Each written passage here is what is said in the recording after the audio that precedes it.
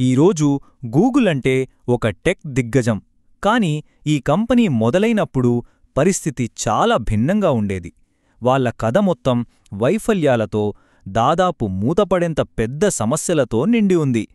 మరి ప్రపంచాన్ని మార్చేసిన గూగుల్ ప్రయాణం ఎంత గందరగోళంగా మొదలైందో ఈ విశ్లేషణలో చూద్దాం.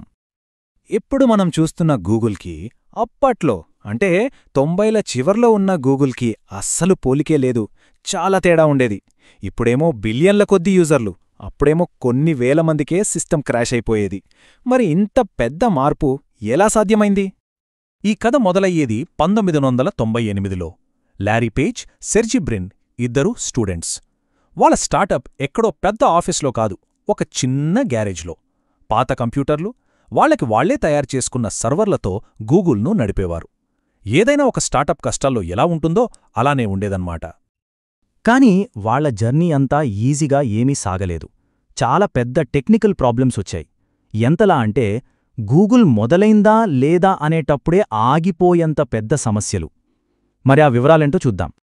ఫస్ట్ అండ్ ఫార్మోస్ట్ ప్రాబ్లం, వాళ్ల సర్వర్లు ఎప్పుడు పడితేప్పుడు క్రాష్ అయిపోతూ ఉండేవి. ఎందుకంటే వాళ్ల దగ్గర పెద్ద పెద్ద డేటా సెంటర్లేమీ లేవు. ఏదో చేతికొచ్చిన పాత హార్డ్వేర్తో మేనేజ్ చేస్తున్నారు. అది కొంచెం ట్రాఫిక్ ఎక్కువైతే చాలు, తట్టుకోలేకపోయేది. దీనివల్ల యూజర్లకు చాలా ఇబ్బంది కలిగేది. ఒకేసారి 1000 మంది వచ్చినా కూడా సిస్టమ్ మొత్తం క్రాష్ అయిపోయేది. సర్చ్ చేస్తే రిజల్ట్స్ రాకపోవడం, సైట్ అస్సలు ఓపెన్ అవ్వకపోవడం, ఇలాంటి కంప్లైంట్స్ రోజూ వచ్చేవి. ఇంకా రెండో పెద్ద సమస్య ఏంటంటే వాళ్ల అల్గారిథం. గూగుల్కి అంత పేరు తెచ్చిన పేజ్ ర్యాంక్ అల్గారిథం కూడా మొదట్లో అంత పర్ఫెక్ట్గా ఏమీ లేదు. దానిలో చాలా అంటే చాలా బగ్స్ ఉండేవి. ఈ బగ్స్ వల్ల ఏమైందంటే అస్సలు సంబంధం లేని పేజీలు టాప్లో కనిపించేవి, ఒకటే రిజల్ట్ 2-3 సార్లొచ్చేది. ఇంకా స్పామ్ వెబ్సైట్లయితే చెప్పక్కర్లేదు, ఫస్ట్ ప్లేస్లో ఉండేవి. ఈ పరిస్థితిలో గూగుల్కి అప్పట్లో ఉన్న యాహూ, ఆల్టావిస్టా లాంటి వాటికి తేడా ఏవీ కనిపించేది కాదు. ఇంకా మూడో విషయం, వాళ్ల వెబ్ క్రాలర్ అంటే గూగుల్ బాట్ అన్నమాట. వెబ్ అంతా స్కాన్ చేసే ఈ సాఫ్ట్వేర్ సరిగ్గా పనిచేయకపోవడంతో వాళ్ల సెర్చ్ ఇండెక్స్కి పెద్ద దెబ్బ తగిలింది. దీనివల్ల ఏం జరిగేదంటే పెద్ద వెబ్సైట్లను అది పూర్తిగా స్కాన్ చెయ్యలేకపోయేది. ఎక్కడైనా బ్రోకెన్ లింక్ కనిపిస్తే అక్కడే క్రాలింగ్ ఆగిపోయేది. ఇంకొన్నిసార్లు ఒకటే పేజీని మళ్లీ మళ్లీ స్కాన్ చేసి సర్వర్లను ఓవర్లోడ్ చేసేది.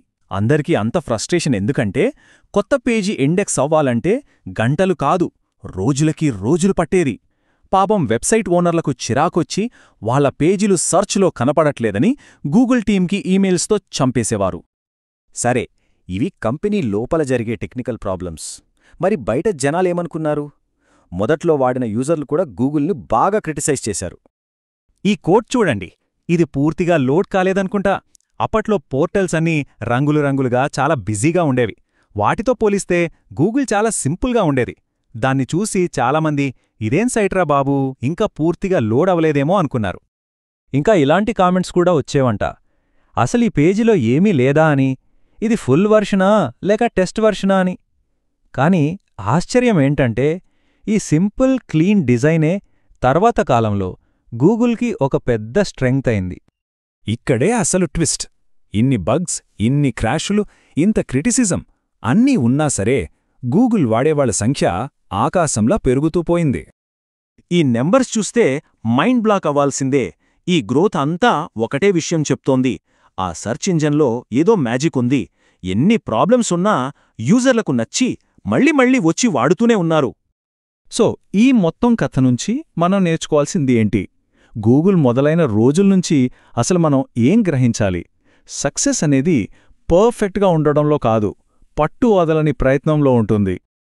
గూగుల్ ఫౌండర్లు ప్రతి ఫెయిల్యూర్ని ఒక అడ్డంకిలా చూడలేదు. వాళ్ల దృష్టిలో అదొక రోడ్ మ్యాప్ అన్నమాట, నెక్స్ట్ ఏం ఫిక్స్ చేయాలి అనడానికి. అంటే సమస్యల్ని చూసి భయపడకుండా వాటినుంచి నేర్చుకున్నారు. ఫైనల్గా ఈ జర్నీ మనకి ఏం నేర్పిస్తుంది?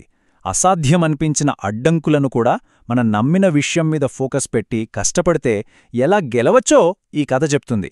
అందుకే ఒక చిన్న గ్యారేజ్లో మొదలైన ఆ కంపెనీ ఈరోజు ఇంటర్నెట్కే గుండెలా మారింది.